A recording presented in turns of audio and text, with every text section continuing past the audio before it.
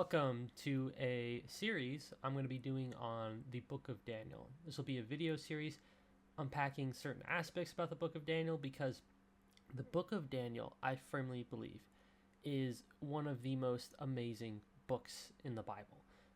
It's just so rich in theological depth and in prophecy, and there's just so many interconnecting events in the book of Daniel and aspects of it that just weave together into this beautiful, complex tapestry. And it's my hope that by the end of this video series, you'll walk away with the same appreciation for the book of Daniel that I do. Because I firmly believe it is one of the most amazing, most prophetic books in the entire Bible. And it really helped me when I went through a period of doubt, because it erased all my doubts. Because of that, the book of Daniel has a special place in my heart. So, as you can see, I had a fun time putting together the title slide. But yeah, without further ado, let's begin. So, I broke this presentation up into 3 parts, which I'm going to explore through the course of 3 to 4 videos. First thing I want to do, before I get to the good stuff, which is part 3, which is the fulfilled prophecies in Daniel, which I believe constitute proof of the inspiration of Scripture, which I know is a bold claim, but I think if you keep an open mind, you'll be pleasantly surprised by the evidence I put forward in that video. But before I do that, I want to get through a couple of things first, the dating of Daniel and the historical reliability of Daniel. And the reason for that is I can present a positive case for Daniel, but it'll fall on deaf ears of skeptics if there's all these other problems with the text. So I feel like we should tackle those problems first, as well as establish some context. So in this video, I'm just going to establish context. So let's talk about the dating of Daniel. So why does the dating of Daniel matter? So the dating of Daniel is really a question about when the book of Daniel was written. And let's give some context first, right? So the first half of Daniel is written in Aramaic. Most of it is. And it covers the life of Daniel. So all the stories about Daniel in the lion's den, Daniel's friends, I'm sure you can remember Shadrach, Meshach, and Abednego. Many people know that story. These stories are timeless. I grew up with these stories. I love these stories, right? It's really just the first half.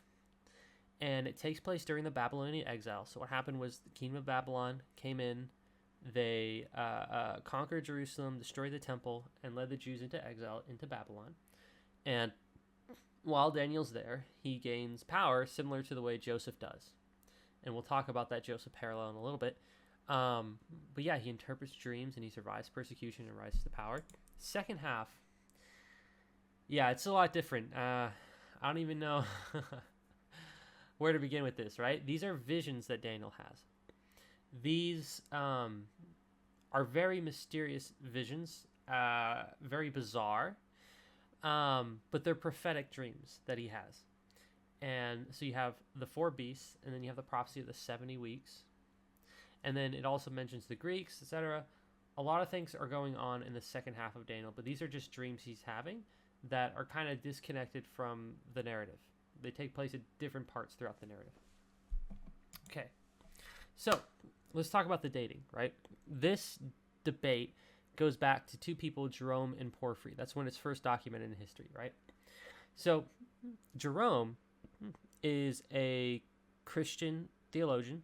He's responsible for translating the Bible into the Latin Vulgate. We like Jerome. Then there's Porphyry. Porphyry is a Neoplatonist who's contemporary with Jerome. And this is around, I want to say 4th century AD during the Roman Empire. I like Porphyry too. I like both these guys, right? All right. Porphyry is a Neoplatonist. He believes in God. But the Neoplatonists had their own scriptures that they thought were inspired, the Chaldean oracles. And so he rejected the Bible. And one of the reasons he rejected the Bible was because of the book of Daniel. He had a lot of problems with it, and we'll unpack what his main objection to the book of Daniel was. So Jerome notices something, right? The book of Daniel, at least Daniel chapter 11, spends a lot of time talking about this history that happens after the death of Alexander. So Alexander the Great dies, and his generals end up dividing up his former territory. And Daniel spends a lot of time here getting into the minutia, right? So that's what the skull is. That's the death of Alexander. And then this is Antiochus Epiphanes. And we'll talk about who Antiochus Epiphanes is, but in between these two people, a lot happens. And Daniel gets specific, oddly specific. He talks about who's going to marry who, who's going to be king, who's going to ally with who, all these different alliances. And he's just so specific. And Porphyry's looking at this and he's saying, isn't it just more plausible that Daniel's just writing in hindsight? Isn't it just more plausible that he's just making all this up and only pretending to be a prophet? You know, how can we take this Bible to be authoritative if someone is just writing after the fact and is just recording history and saying, no, I prophesied this, you know? To Porphyry, it seems like the latter is far more likely. And he alleges that's what's going on, that Daniel's a liar. And so Jerome is responding to him, right? And so the only reason we have Porphyry's objections today is because Jerome wrote them down as he's responding to Porphyry, right? You can read his response to Porphyry. It hasn't aged well. In fact, what ended up happening was during the 1700s, during the Enlightenment, a lot of critical Bible scholars revived some of the arguments that Porphyry made against the Bible and the inspiration of Daniel, right? He's basically, the argument goes as follows, right? Prophecy is impossible. And perhaps you already see a problem with this argument and you know where this is going. Daniel prophesies historical events with high accuracy. Since Daniel could not have known this, he must be writing after the fact. Therefore, Daniel is a late forgery. So that's the argument, right? That Daniel is writing after the fact. He's only pretending to be a prophet, and he's lying about all these revelations that have been given to him. He's just recording pseudo-history, right? Or pseudo-prophecy. What is the problem with this argument? I'm sure you already know. It's this first premise. The fact is, this is circular reasoning because you are assuming your conclusion. And this argument really hinges upon this snuck premise called methodological naturalism. So methodological naturalism is a method of understanding the natural world. In other words, what happens is you assume naturalism. That's really good for science. If we're doing science, we're trying to understand things about the natural world. It's good to assume that miracles and prophecy don't happen. However, it's a bad way to approach the question of prophecy. It's a bad way to evaluate claims of supernatural events or of prophecy because you're just assuming your conclusion. And so whenever we adopt methodological naturalism, we end up pigeonholing ourselves to where we can't think outside of this very narrow and rigid way of thinking, right? We can't evaluate other possibilities. We can't even entertain the question of prophecy to begin with. So methodological naturalism causes us to pigeonhole ourselves.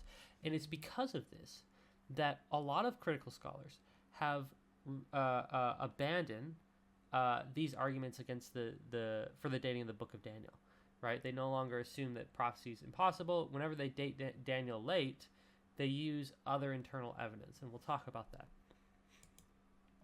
So that's the debate, right?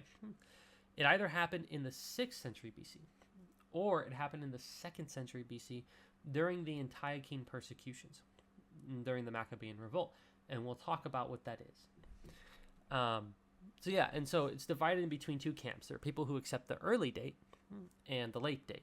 And if you get confused about which is which, just remember, if you're trying to turn an assignment into your professor and you turn it in late, that's bad. You get a 0, okay? So we don't want Daniel to be late. Ideally, I want Daniel to be written early during the Babylonian exile, because not only does the Bible say it is written early, but it would constitute amazing proof for Christianity if Daniel happened to get all these details right hundreds of years in advance, right? Oh. Okay, so let me summarize the modern late dating view, right? Or at least why it's important. So if we assume the late date, then we would have to assume that the author is putting words in Daniel's mouth. And if that's true, that undermines the Book of Daniel's inspiration, right? And then, like I mentioned, scholars assume this is written during the Antiochene persecution. So before I move on, let's talk about the Antiochene persecution really quick. So the Antiochene persecution happened under Antiochus Epiphanes. He ascended to power through a series of political maneuvers and assassinations. So here's what happened, right? We go back to this map.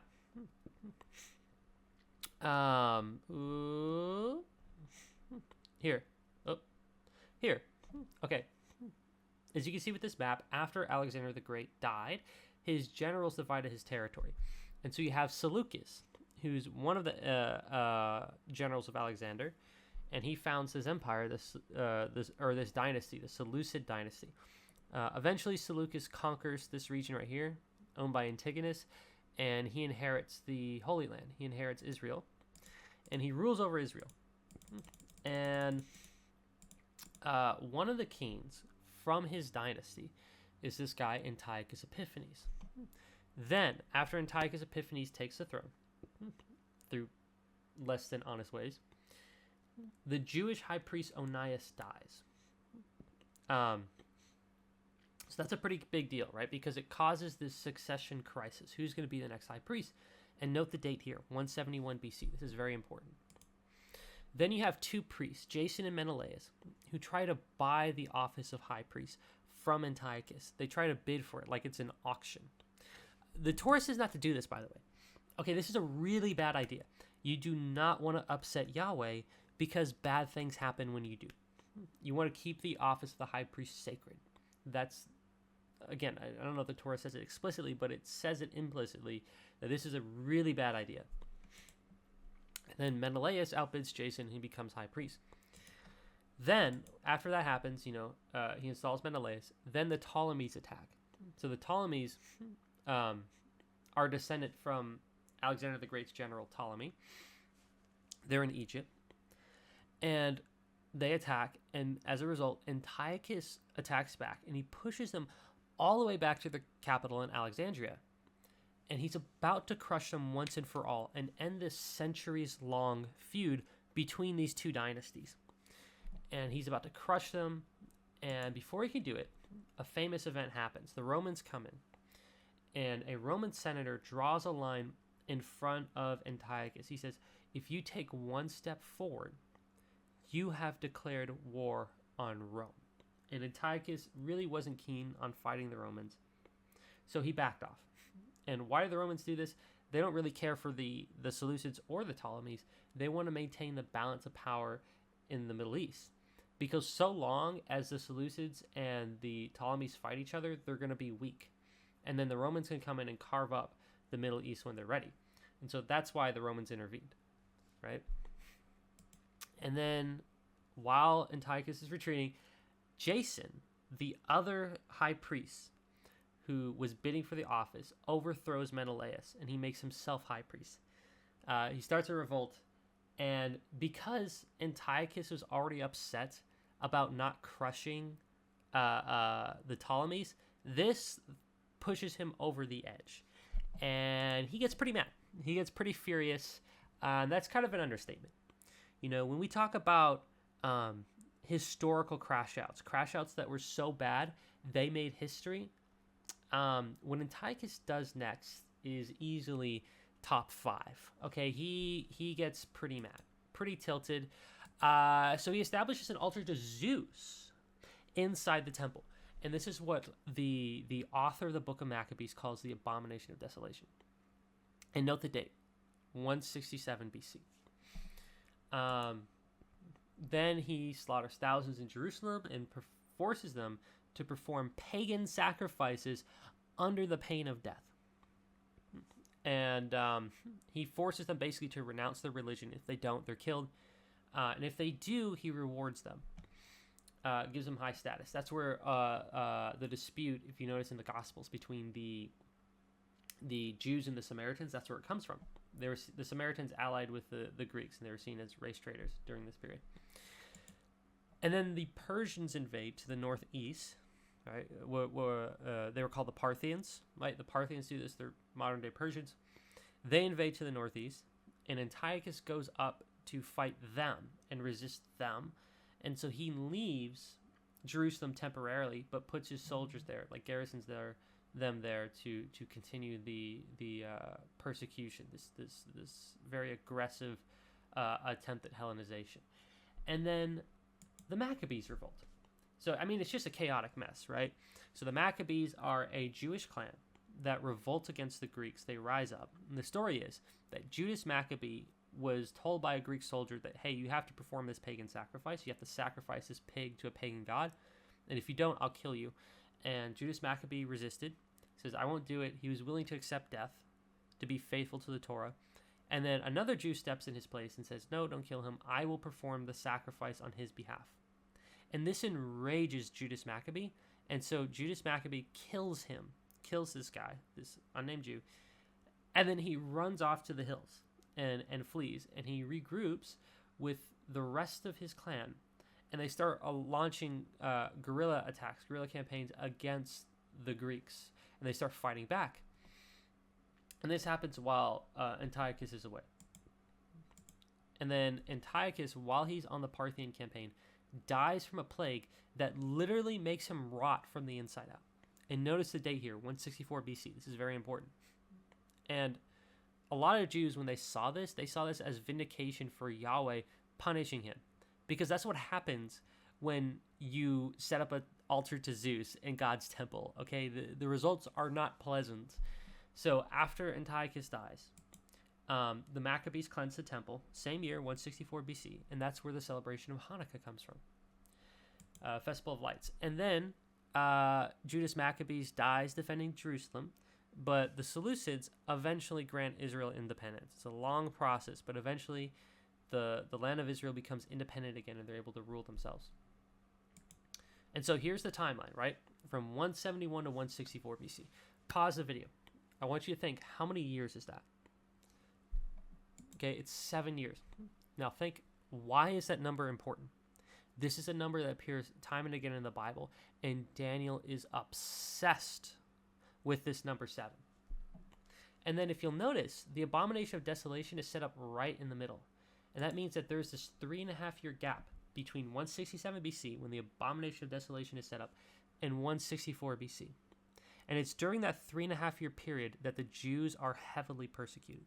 And so when you read Daniel and he mentions times, and half a times, that is a reference to this 3.5 year period. And so Daniel describes these events to the T. And so I hope you can appreciate now why a lot of scholars go with the late date, because this raises an eyebrow for them. They're thinking, okay, if Daniel was written during the Babylonian exile, why is he so obsessed with events that take place hundreds of years later, right? Why is that the focus of his book and not the Babylonian exile? And so that's the late date, right? That's a summary of the argument there. And we cover the Antiochian persecution. Let's talk about the early date. So the early date proponents would say that if it was written early, if Daniel's describing these events during the Maccabean period, but 400 years earlier, this is proof. This is undeniable proof of the inspiration of Scripture, because that's not something any human being can do with such incredible fidelity and high accuracy. And so the stakes here are all or nothing. And they really are all or nothing, because if Daniel's wrong, then what does that say about Jesus?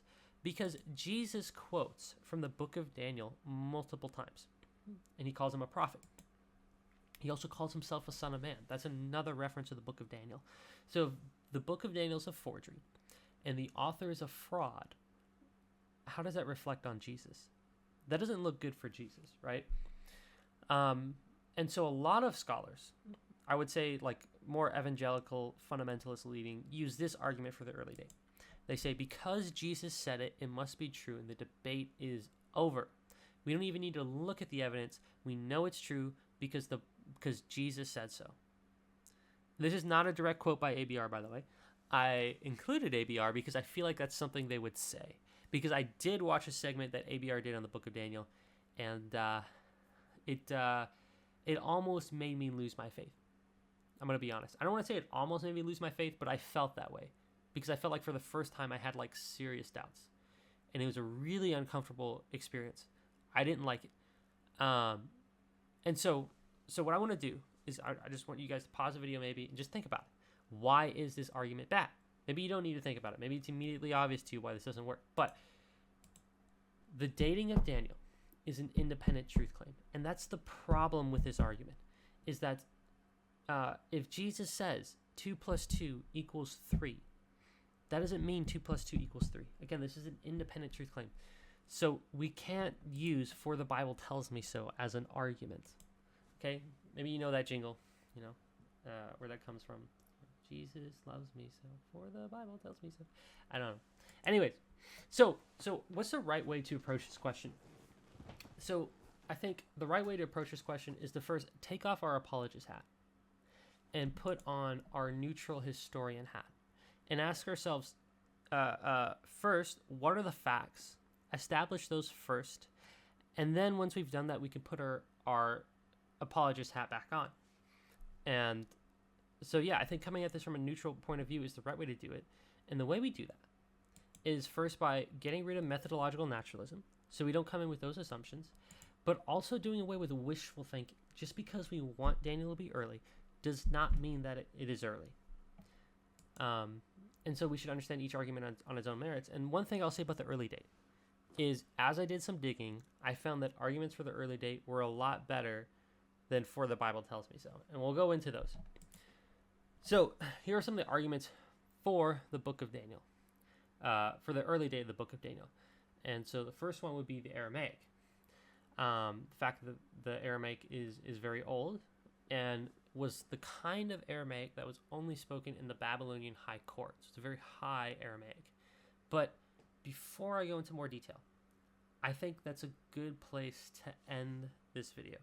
I'm going to pick up arguments for the early date in the next video in part 2. So stay tuned for that. But thank you so much for watching. And if you'd like to see more of this content, let me know. And I can do more videos, not just on Daniel, but on other books in the Bible as well. So thank you so much for watching, and take care.